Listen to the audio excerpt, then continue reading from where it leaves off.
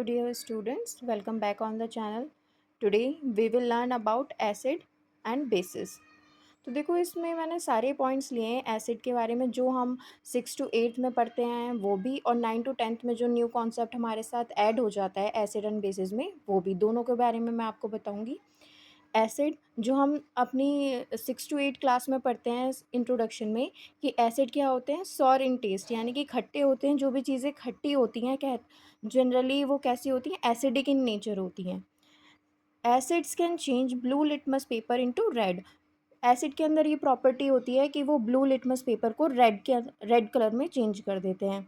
और अगर हमारे पास रेड लिटमस पेपर है और उस पर हमने कोई एसिड उस पर डाला तो वो उस पर कोई इफ़ेक्ट शो नहीं करता, उस नॉन इफेक्टिव रहता है।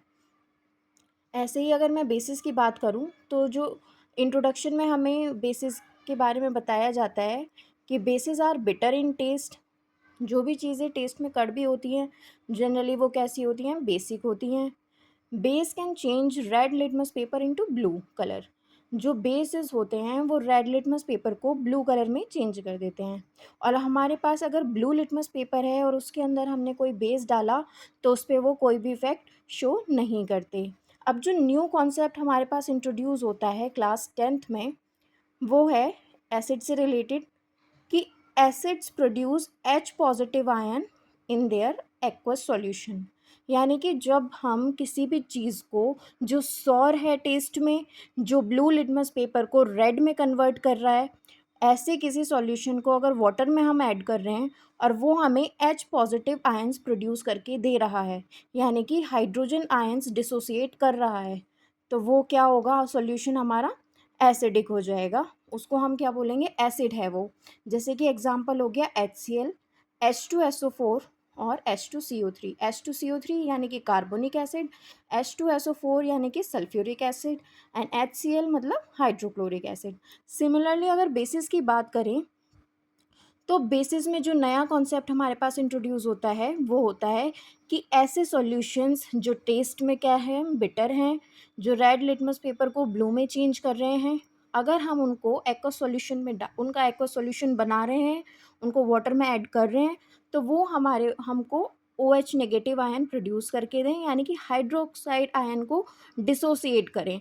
तो इस तरीके के जो सॉल्यूशन है, जो कंपोनेंट्स हैं, उनको हम बोलेंगे दोज आर कॉल्ड बेसिस। जैसे कि एग्जांपल हो गया हमारे पास NaOH, सोडियम हाइड्रोक्साइड, NH4OH यानी कि अमोनियम हाइड्रोक्साइड। इसमें आप देख सकते हो ये जो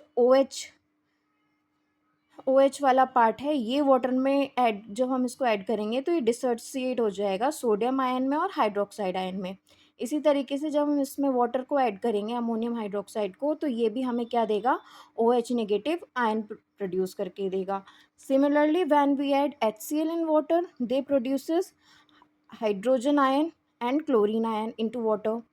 और H2SO4 में भी यहाँ से क्या होगा, H पॉजिटिव आयन डिसोसिएट होगा। सिमिलरली H2CO3 में भी यही होगा। तो ऐसे सॉल्यूशंस जो हमें H पॉजिटिव आयन डिसोसिएट करके दें, यानी कि हाइड्रोजन आयन्स को डिसोसिएट करें, वो क्या होते हैं, एसिड्स होते हैं।